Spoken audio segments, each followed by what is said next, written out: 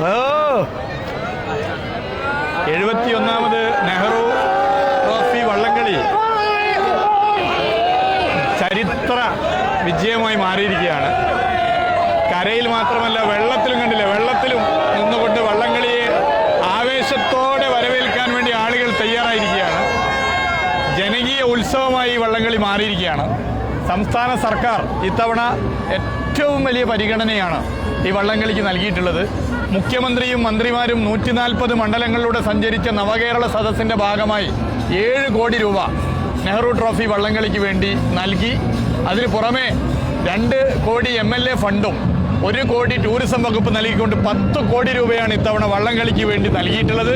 വള്ളംകളി ഒട്ടേറെ സഞ്ചാരികളെ, വിദേശ സഞ്ചാരികളെയും ആഭ്യന്തര സഞ്ചാരികളെയും നമ്മുടെ സംസ്ഥാനത്തേക്ക് കൊണ്ടുവരുന്നു എന്നുള്ളത് കൊണ്ട് തന്നെ ഒരു പ്രധാനപ്പെട്ട ടൂറിസം ഉൽപ്പന്നം കൂടിയാണ്.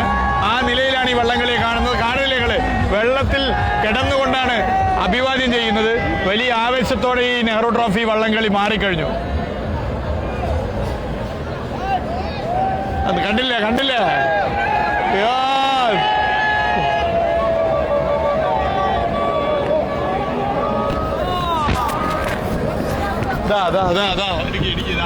ഒറിജിനൽ വള്ളംകളിക്കാരൻ